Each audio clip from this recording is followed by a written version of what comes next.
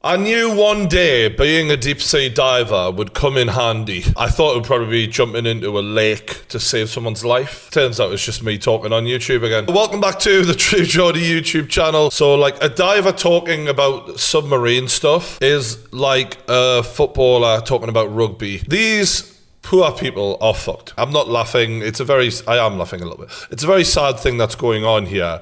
But also, not surprising. The more I learn about this, the more I'm like, how the hell did this even happen? Because my experience of working offshore, it was incredibly safety focused to annoyance, you know what I mean? You're like, bloody hell, like people would go mad about safety offshore. But the more you look into it, the more you realize they weren't really playing by the rules, yeah? Guilty, get a new rule book, he said. This is just a classic example of, we don't need a backup plan. We'll be fine, don't worry about it, man. Oh, safety, Steve. Come on, you used to be cool. The geezer behind this is mental, and everyone who paid him money is just stupid. So the truth of the matter is, these poor people are unsavable. You're highly unlikely to find them, and if you find them, there's no oxygen left. Even if they were somehow surviving, barely. By the time you got them to the surface, by the time it took you however long to unbolt this fucking door that's bolted on, and the 18 bolts or whatever, you're going to take however long to get that off. There's just no way. And look, I'll be surprised if they find it. I think because there's so much publicity around it, they'll probably fork the money out and someone will want to find them and return them to their loved ones, because the people inside this thing are so rich. They mattered on a level more than an ordinary person, and it shouldn't be that way, but we all know how the world works. Now, this company behind this are so cowboy, they didn't even report this incident until 8 hours after they'd lost it. That shows that this was probably commonplace for them, like to have mistakes, to have things go wrong. Oh, it's all right, we'll find it. And they've gotten lucky probably until now. And this has exposed something that was clearly always coming. Apparently, they'd fired people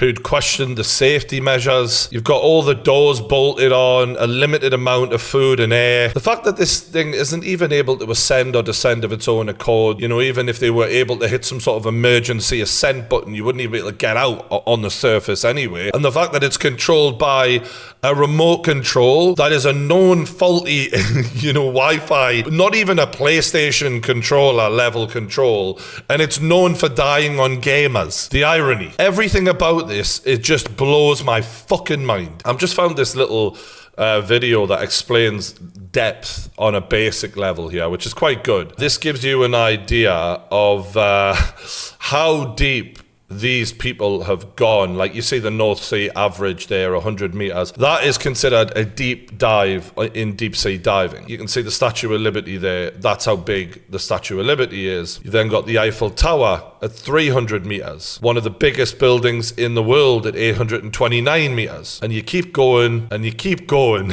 and over double that, and you're still not at the Titanic's depth. Jesus Christ, what a fucking a drop that is. I mean, even most submarines don't go to this depth. So there's the Titanic. Now, just to explain how deep that is, but also how hard it would be to find them. It's very hard to find this. They're in pitch black. They've shown sunlight here, for example. The sunlight doesn't make it down there. There is no sunlight. Even the average submarine cannot get to that depth. Most submarines would be crushed by the pressure of the ocean going anywhere near that depth. They can't. And there's only, I think, 10 in the world that have been designed to go to the depth of 4,000 meters, and only one of those is uncertified by the legal committee that approves these things, and that is the one that's gone missing. Coincidence? I don't think so. And it kind of shows the stupidity of people, how we're basically so excited to go and see what is an underwater gravesite that they're willing to pay $250,000 each to do it and risk their lives. And apparently the contracts that they looked at to sign the waiver of your life away, essentially, is like 8 paragraphs of you may die, you may die, you know what I mean? And you're like, how did someone so smart that they became a billionaire do this and put their lives in the faith of some little dude with a little remote Wi-Fi controller that doesn't even work properly? Of course, there's some elite level technology in this, but far too many chances have been taken. So you're looking at the size of the Titanic, right? It ultimately, in the ocean, it's tiny. Yes, it's massive to humans, it's tiny. It's very hard to find, and only because they've charted it and know exactly where it is, can they find it repeatedly. But we're talking about a little submersible that's 20 foot long and not attached to anything in the power of the ocean that could be thrown all over the place. I'll be shocked if they find it. And I hope they do for the loved one's sake, but this is a needle in a haystack. And not even. That's actually better than what we're talking about here, because at least with a haystack you can go, right, we know where we're looking here. I mean, yeah, they'll start at the Titanic, but it could be fucking anywhere. I was watching an interview with a Royal Navy commander, and he was talking about, you know, what level of technology is required, and he compared it to building a car in a shed, and that really hit home for me. We're talking about the chitty chitty bang bang of fucking submersibles. I know the guys who pilot these ROV, you know, the big machines with the cameras on that you see going down to look for these things. They're very smart guys, and this technology is elite, but even then, you find it, all right, we found it, now what do we do? Because they can't just get a hold of it and take it straight up. You need a whole nother operation once you even locate it. Even finding it, you're not moving super fast. It's not like you're on a motorbike sprinting around. It's taking forever. We were hoping this wasn't going to happen. Fucking hell. So it's self-certifying, and what you call experimental. It's self-certifying, meaning we don't have a certificate, but we're giving one to ourselves. I wish that was the way life worked, because I could just give myself a fucking degree. And look at the size of it, man, inside. When you think of yourself as a billionaire, a man who had everything, and to go in this kind of way, where you're in basically a tube with a bunch of other sweaty, hairy-arsed men, breathing your last breaths in that way, when you had everything, and you're at the bottom of the fucking ocean, all because curiosity meant you wanted to go and see a gravesite. Wow. A video has emerged of the Titan launch crew and passengers just moments before the submersible began its descent.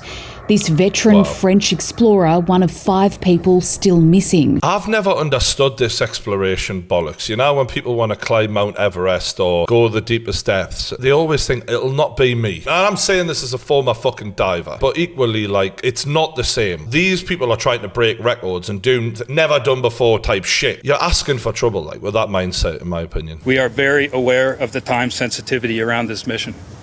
The equipment that's been mobilized for this. Look at the man. The whole point of this is let me go down to see the Titanic so I can then record it on my iPhone down there and take it back up and show people I did. But like, can you not just watch it on YouTube? The US Coast Guard reporting a second day of underwater noises. They hope are signs of life. I think these noises are a load of shite, to be honest with you. Like, to sit there and act like these noises prove anything. Like, mate, start at the Titanic and work your way out. That's basic. The idea, like, oh, heard a noise there. Like, it's like, fuck. I don't know. I could be wrong. I hope I'm wrong. I hope this noise means something. But when you think of how thick these walls have to be inside this tube that they're in, the idea that they could make banging and then that somehow could transmit far, like, I don't know. Nah. But what I can tell you is, and I think this is the most important point, we're searching where the noises are, and that's all we can do at this point. That's what I'm worried about, pal. How about search where they were supposed to be going? And survivability could be affected by other factors, including whether the vessel has lost power, impacting heating and risk of hypothermia. We're listing this out, but ultimately it could have fucking imploded. These guys could be floating in the middle of fucking nowhere as well. OceanGate describes the vessel as experimental. Built from carbon fibre and titanium, materials largely untested for crewed submersibles. Oh, make it stop. They've just literally jumped off the fucking bridge without a bungee. And the fact that people have survived this before, it doesn't mean that, oh, well, that makes it fine then. So I think the weird thing about this whole story is the way it's kind of shown how hypocritical social media can be. Because on the one hand, like places like Twitter are filled with virtue signalers just trying to cancel people, take the moral high ground, make themselves seem like an angel. And then on the other hand, a story like this comes along where people unite and all of that goes out of the window and people just seem to see the funny side of death and the darkness of fucking people. It's mad. I mean, one guy set up this fucking Twitter account where he's basically tweeting out every fucking half an hour, 3 hours 30 left, 3 hours left of oxygen, and he's literally doing an image where he's showing the bar going down to 0. I mean, it's got 23,000 fucking tweets and people like RIP, and it's like, is this appropriate? I mean, I've got a dark sense of humor, so I'm anything pretty much goes generally, but it just shows what a load of shite this virtue signaling world we live in is. So this guy here is a friend of one of the billionaires on board, and he said he found out they use old scaffoldings to build it, computer game style controllers. And he just said, look, I'm out. It's a no from me. Imagine being a billionaire who's gotten everything you wanted your entire life. Now you're trapped in here as the lights eventually flicker out, and you're just sitting in there in complete and total darkness as the realization sets in that there's no one coming for you. Someone said, do you think that there's a black box? I want to hear their last moments down there so bad. This is what I'm on about. Virtue signaling goes out the window when billionaires are about to die. It's all right because they're rich. Because when you're seen as strong and powerful, people are allowed to enjoy your demise. Now this is really fucking weird, bro. So this billionaire has got a stepson who's been wiling out. He's gone to Blink 182 since the submersible went missing with a stepdad on board. He's now shooting a shot with this OnlyFans girl. Can I sit on you, she says. He says, yes, please. Please keep my family in your prayers. Mate, I am not proud to say I have cracked onto a girl at a funeral before, right? But it wasn't my family member's funeral. Do you know what I'm saying? This guy doesn't give a fuck. This can't be true. Apparently, the CEO of OceanGate, who's actually operating the missing vessel, didn't want to hire any experienced 50-year-old white guys because they weren't inspirational. This can't be true. I need to hear this. When I started the business, one of the things you'll find, there are other sub-operators out there, but they typically have gentlemen who are ex-military submariners, and you'll see a whole bunch of 50-year-old white guys. I wanted our team to be younger, to be inspirational, and I'm not going to inspire a 16-year-old to go pursue marine technology. But a 25-year-old, who's a sub-pilot or a platform operator or one of our techs can be inspirational. I think the point is he doesn't want older people. Do you know when I get on a plane and there's an old dude flying the plane? I want experience when it comes to my life being in someone else's hands, you know? I don't care if you're inspirational and you're the life and soul of the party. In fact, if you're really boring, you probably take shit seriously. Give me a boring guy when I'm about to put my life in their hands. Boring taxi driver, boring anything. Love you. Shout out to the boring guys keeping all us safe out here. Meanwhile, yeah, these old military dudes with all their experience, can't be doing with that. So this is someone reading about it actually at the place. An experimental submersible vessel that has not been approved or certified by any regulatory body and could result in physical injury, disability, emotional trauma, or death. Where do I sign? Oh!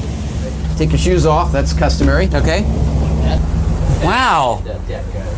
Inside, the sub has about as much room as a minivan. So this is not your grandfather's submersible. We only have one button, that's it. It should be like an elevator. You know, it shouldn't take a lot of skill. The Titan is the only 5-person sub in the world that can reach Titanic depths. It's also the only one with a toilet. Well, at least they had somewhere to shit. That's one thing. Apparently, the Simpsons have done it again.